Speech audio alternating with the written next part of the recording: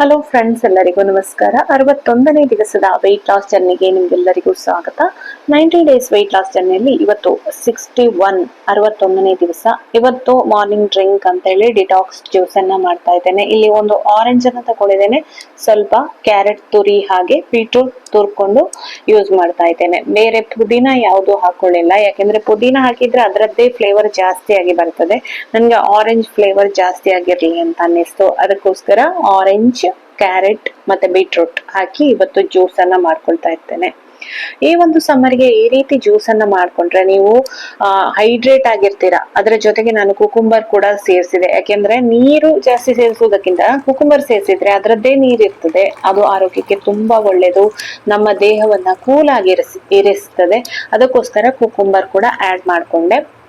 ತರಕಾರಿ ಜ್ಯೂಸ್ ಮಾಡುವಾಗ ನೀರನ್ನ ಕಡಿಮೆ ಪ್ರಮಾಣದಲ್ಲಿ ಉಪಯೋಗಿಸ್ಕೊಂಡು ಹಣ್ಣಲ್ಲೇ ಜ್ಯೂಸ್ ರಸ ಬರುವ ಹಾಗೆ ಮಾಡ್ಕೊಳ್ಬೇಕು. ಅದು ಕುಕುಂಬರ್ ಎಲ್ಲ ಹಾಕಿದ್ರೆ ತುಂಬಾ ನೀರ್ ಬರ್ತದೆ. ಒಂದು ಅರ್ಧ ಗ್ಲಾಸ್ ಅಷ್ಟು ಗ್ರೈಂಡ್ ಮಾಡ್ಲಿಕ್ಕೆ ಎಷ್ಟು ಬೇಕಷ್ಟು ನೀರನ್ನ ಸೇರಿಸ್ಕೊಳ್ಬಹುದು. ಈ ರೀತಿ ತರಕಾರಿಯಿಂದ ಮಾಡಿದಂತಹ ಜ್ಯೂಸ್ ಅನ್ನು ಕುಡಿಯೋದ್ರಿಂದ ವೆಯ್ಟ್ ಲಾಸಿಗೆ ಕೂಡ ತುಂಬಾ ಹೆಲ್ಪ್ ಆಗ್ತದೆ. ಹಾಗೆ ಡೈಜೆಷನ್ಗೆ ಮತ್ತೆ ನಮ್ಮ ಸ್ಕಿನ್ನಿಗೆ ತುಂಬಾ ಒಳ್ಳೇದು. ಅದಲ್ಲದೆ ಈ ಸಮ್ಮರ್ ಅಲ್ಲಿ ಈಗ ನೀರು ನಾವು ಬೇರೆ ಬೇರೆ ರೂಪದಲ್ಲಿ ನೀರು ಕುಡಿತೇವೆ. ಮಜ್ಜಿಗೆ ನೀರಾಗಿ ಕುಡಿಬಹುದು, ಅಥವಾ ಕಾಫಿ, ಟೀ, ಆ ತರ ಗ್ರೀನ್ ಟೀ, ಮತ್ತೆ ಜೀರಾ ವಾಟರ್, ಯಾವುದೇ ರೂಪದಲ್ಲಿ, ಅಥವಾ ಹಾಲು, ಮಜ್ಜಿಗೆ, ಆ ತರ ನಾವು ಲಿಕ್ವಿಡ್ ಅನ್ನ ಕುಡಿತೇವೆ ಬೇರೆ ಬೇರೆ ಜ್ಯೂಸ್ಗಳಲ್ಲಿ. ಅದಕ್ಕೆ ಈ ರೀತಿ ಕೂಡ ಜ್ಯೂಸ್ಗಳ ರೀತಿಯಲ್ಲಿ ಕುಡಿದ್ರೆ ಜಾಸ್ತಿ ನೀರು ಕುಡಿಬಹುದು. ಈ ಸಮ್ಮರ್ ಅಲ್ಲಿ ಬರೇ ನೀರ್ ಕುಡಿಲಿಕ್ಕೆ ಕೆಲವರಿಗೆ ಸೇರುದಿಲ್ಲ, ಅದಕ್ಕೋಸ್ಕರ ನೀವು ಈ ರೀತಿ ಜ್ಯೂಸ್ ಅನ್ನ ಕುಡೀರಿ, ತುಂಬಾ ಒಳ್ಳೇದು. ನಿಮ್ಮ ಸ್ಕಿನ್ನಿಗೆ ಹೆಲ್ತ್ ಇಂಪ್ರೂವ್ ಆಗ್ಲಿಕ್ಕೆ, ಡೈಜೆಷನ್ಗೆ, ಕಾನ್ಸ್ಟಿಪೇಷನ್ ಇದ್ರೆ ಎಲ್ಲವೂ ಕೂಡ ತುಂಬಾ ಹೆಲ್ಪ್ ಆಗ್ತದೆ. ಮೊನ್ನೆ ಯಾಕೋ 2-3 ದಿವಸ ನಾನು ನಂಗೆ ಮಾಡ್ಬೇಕು ಅಂತಲೇ ಅನಿಸಿರ್ಲಿಲ್ಲ ಈ ತರ ಜ್ಯೂಸ್. ನಿನ್ನೆ ಮನಸ್ಸು ಮಾಡಿ ಉದಾಸೀನ ಬಿಟ್ಟು ಜ್ಯೂಸ್ ಮಾಡಿದೆ. ಒಂದೊಂದ್ಸತಿ ಬಿಟ್ರೆ ಅದು ಲೇಜಿ ಆಗಿ ಬಿಡ್ತೇವೆ. ಹಾಗೆ ಇವತ್ತು ನೀರುಳ್ಳಿ ಹಾಕಿ ತೆಂಗಿನಕಾಯಿ ಚಟ್ನಿ ಮಾಡಿ ಇಟ್ಕೊಂಡಿದ್ದೆ. ಸ್ವಲ್ಪ ತೆಂಗಿನಕಾಯಿ ತಂದದ್ದು ತುಂಬಾ ಇತ್ತು, ಅದು ಹಾಳಾಗೋದು ಬೇಡ ಅಂತ ಹೇಳಿ ಚಟ್ನಿ ಪ್ರಿಪರೇಷನ್ ಮಾಡ್ಕೊಂಡೆ. ಹಾಗೆ ಇವತ್ತು ಹೆಸರು ಕಾಳನ್ನ ನೆನ್ಸಿಟ್ಟಿದ್ದೆ ನೈಟ್, ಅದಕ್ಕೊಂದು 4 ಚಮಚದಷ್ಟು ಅಕ್ಕಿಯನ್ನ ಸೇರಿಸ್ಕೊಂಡಿದ್ದೆ, ಶುಂಠಿ, ಆಮೇಲೆ ಹಸಿಮೆಣಸು, ರುಚಿಗೆ ಎಷ್ಟು ಉಪ್ಪು ಬೇಕು ಅದನ್ನ ಹಾಕೊಂಡು ಗ್ರೈಂಡ್ ಮಾಡ್ಕೊಳ್ಳೋದು. ಪೆಸರಟ್ಟು ಅಂತ ಹೇಳ್ತೇವಲ್ಲ, ಹೆಸರು ಕಾಳಿನ ದೋಸೆ, ಇದನ್ನ ಮಾಡ್ಕೊಳ್ಳೋದು. ಇವತ್ತು ಮಾರ್ನಿಂಗ್ ಬ್ರೇಕ್ಫಾಸ್ಟ್ ಗೆ ನಾನು ಇದನ್ನ ಮಾಡ್ಕೊಂಡಿದ್ದೇನೆ. ಇದನ್ನ ನೀವು ಎಷ್ಟು ತೆಳ್ಳಗೆ ಬೇಕಾದ್ರೂ ಮಾಡ್ಕೊಳ್ಬಹುದು. ನಿಮ್ಮ ಉದ್ದಿನ ದೋಸೆ, ಮಾಮೂಲಿ ದೋಸೆ ಹಿಟ್ಟಿನ ಕನ್ಸಿಸ್ಟೆನ್ಸಿಯಲ್ಲಿ ಇದ್ರೆ ಇದನ್ನ ಮಾಡ್ಕೊಳ್ಬಹುದು. ಇಲ್ಲಿ ನೀವು 2 ದೋಸೆಯಷ್ಟನ್ನ ನಾನು ಉಪಯೋಗಿಸ್ಕೊಂಡಿದ್ದೇನೆ. ಚಿಕ್ಕ ದೋಸೆ ಆದ್ರೆ 3 ದೋಸೆ ಆದ್ರೂ ತಿನ್ಬೋದು, ಯಾಕೆಂದ್ರೆ ಇದರಲ್ಲಿ ಪ್ರೋಟೀನ್ ರಿಚ್ ಆಗಿರ್ತದೆ.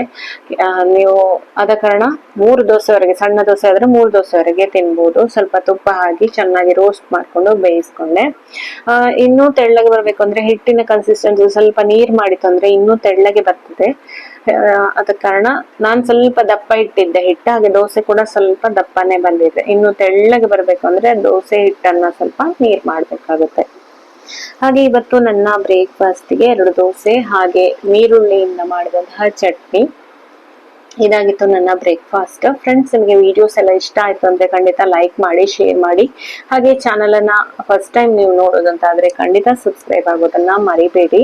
ತುಂಬಾ ಡಯಟ್ ರೆಸಿಪೀಸ್ ಇದೆ, ಡಯಟ್ ಜರ್ನಿ ಇದೆ. ಇನ್ನು 90 ಡೇಸ್ ವೆಯ್ಟ್ ಲಾಸ್ ಜರ್ನಿ ಅಂತ ಹೇಳಿದ್ರೆ ಅನೇಕ ರೆಸಿಪಿಗಳು ನಿಮ್ಗೆ ಸಿಗ್ತದೆ. ಅದ ಕಾರಣ ಕಂಟಿನ್ಯೂಸ್ ಆಗಿ ನೋಡಿ, ನೀವು ಕೂಡ ಮಾಡಿ ಫಿಟ್ ಆಗಿರಿ, ಹೆಲ್ದಿ ಆಗಿರಿ ಅಂತ ಹೇಳ್ತಾ ಇವತ್ತು ಲಂಚಿಗೆ ನಾನು ಇದು ಕಿಚಡಿಯನ್ನ ಮಾಡ್ಕೊಳ್ತಾ ಇದ್ದೇನೆ. ತರಕಾರಿ ಮಾಮೂಲಿ ನೀರುಳ್ಳಿ, ಟೊಮೆಟೊ, ಬೀನ್ಸ್, ಕ್ಯಾರೆಟ್ ಎಲ್ಲ ಹಾಕಿ ಫಸ್ಟ್ ಸ್ಟಾರ್ಟಿಂಗ್ ಸ್ವಲ್ಪ ಎಣ್ಣೆ ಹಾಕೊಂಡು ಒಗ್ಗರಣೆ ಹಾಕೊಂಡು ಅದಕ್ಕೆ ತರಕಾರಿ ಎಲ್ಲ ಹಾಕಿ ಬೇಯಿಸ್ಕೊಂಡೆ. ಸ್ವಲ್ಪ ನೀರು ಹಾಕಿ ಬೇಯಿಸ್ಕೊಂಡೆ. ಆಮೇಲೆ ಅದಕ್ಕೆ ರುಚಿಗೆ ಉಪ್ಪು, ಮೆಣಸು ನೋಡಿ, ಅರಸಿನ ಎಲ್ಲ ಹಾಕಿ ಬೇಯಿಸ್ಕೊಂಡು, ಆಮೇಲೆ ಮೊದಲೇ ಕುಕ್ಕರಲ್ಲಿ ಕಡಿಗೋಧಿ ಅಂತ ಹೇಳ್ತೇವೆ ನಾವು, ಗೋಧಿ ನುಚ್ಚು ಅಂತ ಹೇಳ್ತೇವೆ, ಅದು ಅರ್ಧ ಕಪ್ ಅಷ್ಟು, ಮತ್ತೆ ಹೆಸರು ಬೇಳೆ ಅರ್ಧ ಕಪ್ ಅಷ್ಟು ಹಾಕಿ ಕುಕ್ಕರಲ್ಲಿ ಚೆನ್ನಾಗಿ ಬೇಯಿಸ್ಕೊಂಡಿದ್ದೆ. ಇದನ್ನ ತರಕಾರಿಗೆ ಮಿಕ್ಸ್ ಮಾಡಿದ್ರೆ ರುಚಿಯಾದಂತಹ ಗೋಧಿ ನುಚ್ಚಿನ ಕಿಚಡಿ ರೆಡಿ ಆಯ್ತು. ಇದನ್ನ ನಾನು ನೈಟ್ಗೆ ಕೂಡ ತಗೊಂಡಿದ್ದೇನೆ. ಮಧ್ಯಾಹ್ನ ಇದಕ್ಕೆ ಕೂಡ ಹಾಗೆ ರೈಸ್ ಅನ್ನ ಸ್ವಲ್ಪ ಅವಾಯ್ಡ್ ಮಾಡುವ ಅಂತ ಒಂದೊಂದ್ ದಿವಸ ಈ ರೀತಿ ವೆರೈಟಿ ರೆಸಿಪಿಗಳನ್ನ ಮಾಡಿ ಡಯಟ್ ಅನ್ನ ಮಾಡ್ತಾ ಇದ್ದೇನೆ. ಅದ ಕಾರಣ ನೀವು ಪ್ರತಿ ದಿವಸ ನೋಡಿದ್ರೆ ಏನು ಡಯಟ್ ಅಲ್ಲಿ ಚೇಂಜಸ್ ಆಗ್ತಿದೆ ಅನ್ನೋದು ನಿಮ್ಗೆ ಗೊತ್ತಾಗ್ತಾ ಇರ್ತದೆ. ನಂಗೆ ಯೂಟ್ಯೂಬ್ಗೆ ವಿಡಿಯೋಸ್ ಹಾಕೋದು ಮಾತ್ರ ತುಂಬಾ ಬೇಜಾರಾಗ್ತದೆ. ವ್ಯೂಸ್ ಇಲ್ಲ, ಕಮೆಂಟ್ಸ್ ಇಲ್ಲ. ಆದ ಕಾರಣ ಯಾವಾಗ ಸ್ಟಾಪ್ ಮಾಡ್ತೇನೆ ಅಂತಲೇ ನಂಗೆ ಗೊತ್ತಿಲ್ಲ. ಹಾಕ್ತಾ ಇದ್ದೇನೆ. ಇಲ್ಲಿ ಯೂಟ್ಯೂಬ್ ವಿಡಿಯೋ ಹಾಕದಿದ್ರು ನನ್ನ ಜರ್ನಿ ಅಂತೂ ನಿಲ್ಲೋದಿಲ್ಲ. ನಾನಂತೂ 90 ಡೇಸ್ ಜರ್ನಿಯನ್ನ ಮಾಡ್ತೇನೆ. ಹಾಗೆ ನನ್ನ ಒಂದು ಟಾರ್ಗೆಟ್ ಕೂಡ ರೀಚ್ ಆಗ್ಬೇಕು ಅನ್ನುವ ಒಂದು ಗುರಿ ಹತ್ತ ಮುಂದೆ ಹೋಗ್ತಾ ಇದ್ದೇನೆ. ನಿಮ್ಮ ಸಪೋರ್ಟ್ ಬೇಕು ಅಂತ ಈ ವಿಡಿಯೋದ ಮೂಲಕ ನಾನು ಕೇಳ್ತಾ ಇರೋದು. ನೀವು ಕೂಡ ನಿಮ್ಮ ಜರ್ನಿ ಸ್ಟಾರ್ಟ್ ಮಾಡಿ, ಹೆಲ್ದಿ ಆಗಿರಿ, ಫಿಟ್ ಆಗಿರಿ. ಒಬೆಸಿಟಿ ಅಂತ ಹೇಳಿ ಒಮ್ಮೆ ಸ್ಟಾರ್ಟ್ ಆಯ್ತು, ನಾವು ವಿಪರೀತ ದಪ್ಪ ಆಗ್ತಾ ಹೋಗ್ತೇವೆ ಅಂತ ಹೇಳಿದ್ರೆ ಎಲ್ಲಾ ರೋಗವನ್ನ ಆಹ್ವಾನ ಮಾಡಿದಂತೆ. BP ಇರ್ಬೋದು, blood pressure, cholesterol, PCOD, thyroid ಎಲ್ಲ ಕಾಯಿಲೆಗಳು ಕೂಡ ನಮ್ಮನ್ನ ಹುಡುಕಿಕೊಂಡು ಬರ್ತದೆ. ಅದ ಕಾರಣ ನಾವು ಫಿಟ್ ಆಗಿರ್ಬೇಕು, ಎಕ್ಸರ್ಸೈಸ್ ಮಾಡ್ಬೇಕು, ವ್ಯಾಯಾಮ ಮಾಡ್ಬೇಕು. ಇದರಿಂದಾಗಿ ನಾವು ನಮ್ಮ ಆರೋಗ್ಯವನ್ನ ಕಾಪಾಡಿಕೊಳ್ಬಹುದು. ಹಾಗೆ ಇಲ್ಲಿ ಈವ್ನಿಂಗ್ ಸ್ನಾಕ್ಸ್ ಅನ್ನ ಮಾಡ್ಕೊಳ್ತಾ ಇದ್ದೇನೆ. ಇಲ್ಲಿ ಅಮರಾಂತ್ ಸೀಡ್ಸ್ ಅಂತ ಹೇಳ್ತೇವೆ, ಅದನ್ನ ನಾನು ಆನ್ಲೈನ್ ಅಲ್ಲಿ ತರಿಸಿಕೊಂಡಿದ್ದು. ಅಮರಾಂತ್ ಸೀಡ್ಸ್ ಅಥವಾ ಹರಿವೆ ಇದೆ ಅಲ್ವಾ, ಅದರ ಸೀಡ್ಸ್ ಇದು. ಇದರಲ್ಲಿ ತುಂಬಾ ಫೈಬರ್ ಇದೆ, ಹಾಗೆ ಪ್ರೋಟೀನ್ ಕೂಡ. ಇದು ಆರೋಗ್ಯಕ್ಕೆ, ನಮ್ಮ ಒಂದು ಫಿಟ್ನೆಸ್ ಗೆ ತುಂಬಾ ಒಳ್ಳೇದು. ಇದನ್ನ ಈ ತರ ನೋಡಿ, ಬಾಣಲೆಯಲ್ಲಿ ಒಳ್ಳೆ ಬಾಣಲೆ ಬಿಸಿ ಆಗಿರ್ಬೇಕು. ಆಮೇಲೆ ಇದನ್ನ ಹಾಕಿದ ಕೂಡಲೇ ಅದೆಲ್ಲ ಪಾಪ್ಕಾರ್ನ್ ತರ ಹುರ್ಕೊಂಡ್ ಇದಾಗುತ್ತೆ. ನಾನ್ ತಂದದ್ದು ತುಂಬಾ ಸಲ ಇತ್ತು. ಅವತ್ತೊಂದ್ಸತಿ ಬೇಯಿಸಿ ತಿಂದಿದ್ದೆ. ಆಮೇಲೆ ಒಂದ್ಸತಿ ಸ್ವೀಟ್ ಸ್ವಲ್ಪ ಬೆಲ್ಲ ಹಾಕಿ ಇದನ್ನ ಹುರಿಯಕ್ಕೆ ಉಂಡೆ ಅಂತ ಹೇಳಿ ಮಾಡ್ತಾರಲ್ಲ, ಹಾಗೆ ಈ ಒಂದು ಸೀಡ್ಸ್ ಅಲ್ಲಿ ಕೂಡ ಉಂಡೆಯನ್ನ ಮಾಡ್ತಾರೆ. ಅಮರನಾಥ ಸೀಡ್ಸ್ ಅಥವಾ ಹರಿವೆ ಬೀಜ ಅಂತ ಹೇಳಿ ಹೇಳ್ತಾರೆ. ನೀವು ಗೂಗಲ್ ಅಲ್ಲಿ ಸರ್ಚ್ ಮಾಡಿದ್ರೆ ನಿಮ್ಗೆ ಗೊತ್ತಾಗ್ಬೋದು. ಅಥವಾ ರಾಜ್ಗಿರಾ ಅಂತ ಹೇಳ್ತಾರೆ ಇದಕ್ಕೆ ಇನ್ನೊಂದು ಹೆಸರು.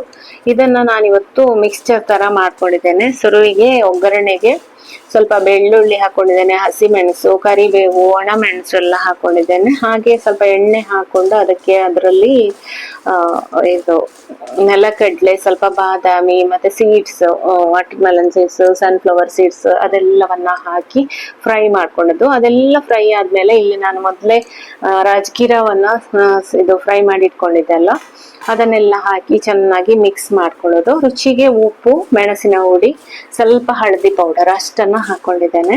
ಬೇರೆ ಏನು ಹಾಕೊಳ್ಳಿಲ್ಲ. ಬೇಕಾದ್ರೆ ನೀವು ಚಾಟ್ ಮಸಾಲ ಆ ತರ ಏನಾದ್ರೂ ಹಾಕೊಳ್ಬೋದು. ಇದನ್ನ ಚೆನ್ನಾಗಿ ಮಿಕ್ಸ್ ಮಾಡ್ಕೊಂಡ್ರೆ ನಮ್ಮ ಒಂದು ಈವ್ನಿಂಗ್ ಸ್ನಾಕ್ಸ್ ರೆಡಿ ಆಗುತ್ತೆ.